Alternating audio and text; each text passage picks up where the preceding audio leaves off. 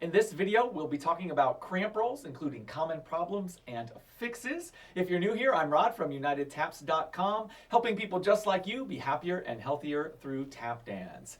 Without further ado, let's jump right in. So let's talk about a normal cramp roll. You have step, step, heel, heel, step, step, heel, heel. Probably the most common rhythm is 1 and a 2, 3 and a 4, 5 and a 6, 7 and a 8. So that's our basic cramp roll. So let's start with one of the first problems that I see, especially with younger students, is they just want to jump in and do all the sounds at once, and that looks like this, right? There's no separation. The sounds are all just kind of like a rump, rump, right? So for that, I simply have them slow down and make each sound happen individually. So specifically, you make the step, and then a step, and then a heel, and then a heel. I don't let them just jump and try to let the feet fall. Now, maybe when you're more advanced, you can use that approach. But when you're starting out, every sound is made separately. I'll go as slow as I need to. Step, step, heel, heel. So they're really separating them out, and they're reinforcing the correct rhythm. 1 and 2, 3 and 4. So that's the first problem. That's easy to fix. Just kind of slow them down and make sure they're making every sound. Let's talk about the second problem. And this one is probably the one that's most prevalent, and that is an early first heel. So I'm going to do some cramp rolls. You're going to notice my right heel is dropping too soon, and you'll be able to tell because the rhythm sounds really weird. Here we go.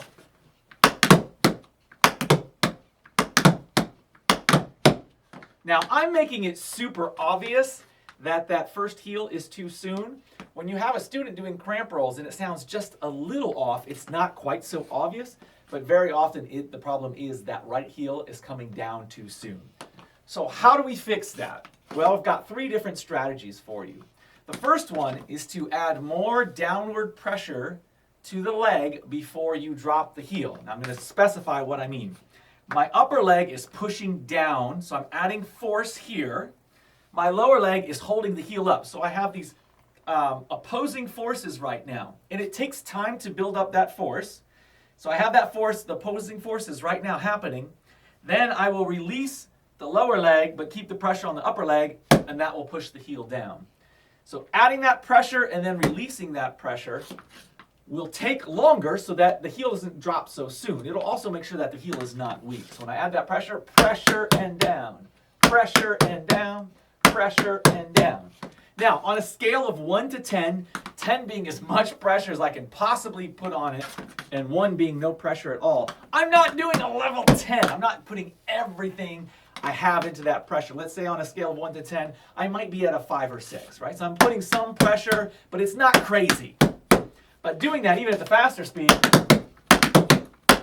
and by the way, at the faster speed, that's when you're going to see a lot of even the more advanced students drop that first heel too soon. So at that faster speed, just that little bit of extra pressure is really going to pay off. It'll pay off at the slower speed as well. So that would be my first strategy, adding pressure to the leg. For our second strategy, what I would have you do is just lift your heel higher. So maybe when you do the cramp roll, I'll do it really slow. Notice how low my right heel is. Now it's early, right? It's really low. If I just lift it higher, it's going to take longer to get down. Up, up, up. Now sometimes when I have a student do this, here's what will happen. They'll start it up, but then they'll still drop it early. Like this. And they're like, well, Rod, I lifted my heel just like you said. When that's happening, what I'll have them do is concentrate on having the lift happen while the left step's going.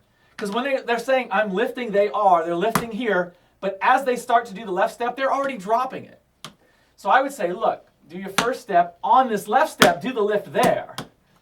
Lift, step, lift, heel, heel, step, lift, heel, heel, step, lift, heel, heel. Now, yes, this is going to be for a little more advanced tap dancer or a little older student. You know, the 7-year-old's probably not going to be able to coordinate. That's pretty hard to coordinate, right? But for the more advanced tap dancers, that you can totally do that. Have them lift it up during the left step. And finally, the third method, you can just concentrate on adding an additional space before the heel goes down, or pausing. Pausing, then drop. Pausing, then drop. Pausing, then drop. Pausing, then drop. Because that's all mental, I find it's not always as effective as the physical ones, especially the pressure. I basically did them in the order that I would recommend, right? Do the pressure, and then do the lift higher, and then you can do the mental adjustment of timing, imagining pausing longer before that heel drops down. So those are some common problems for the cramp roll and how to fix them, especially if you're a teacher. But if you're a student, all this is helpful too. So you can, when you hear something go wrong, right, you know how to fix it. Actually, that was the heel dropping early was the second problem. I actually want to cover one more problem, and that is an early left step. And that's going to sound like this, or early second step if I'm doing a right cramp roll. It happens to be on the left foot. So you'll hear my left step come in a little too soon. You hear that? But-it-da-da, but-it-da-da, but-it-da-da. Very simple solution for this. If the left step is early, you're going to have the student lift the left foot higher right before the step. I can't emphasize that enough. Right before the step. So right before that left foot comes down, it's going to go up, higher, down, up, higher, down, up, higher, down. Now, I'm exaggerating. They don't need to lift it that high. But when I show a student and say, this is what you need to do and where you need to do it, I will exaggerate it. And I'll tell them I'm exaggerating, but I'll exaggerate it so they can see, oh, that's exactly where he's lifting his foot, and that's exactly when he's lifting his foot. So that they can tell exactly what they need to do. So if you have that early left step, you can just lift that foot higher. That's my first recommendation. You don't have to lift it that high again. I'm exaggerating. Or you can just, again, you can have them delay, right? Hold.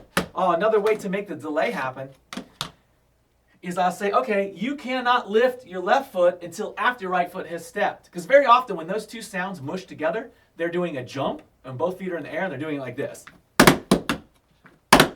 See that? So both feet are coming into the air, and they both want to come down at the same time.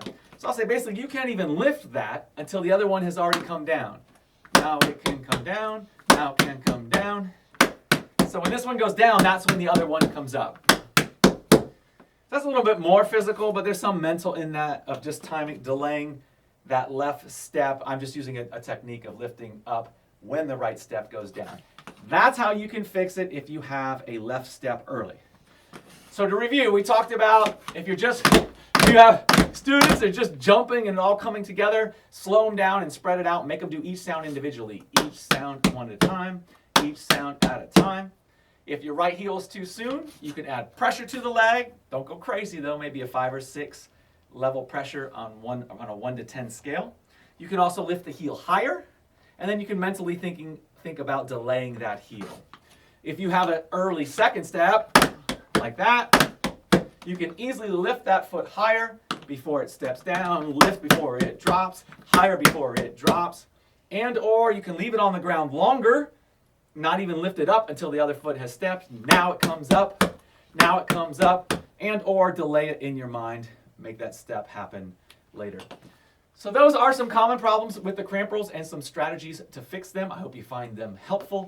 If you did enjoy this video and you found it helpful, please hit that like, subscribe, and notification bell. And take a moment right now and drop a comment if you have other suggestions of fixes for cramp rolls, or you have other steps. You're like, hey, can you give me some tips on how to fix this, or just anything you would like to see in the future? I'll give you a second to drop that comment right now. I really appreciate it.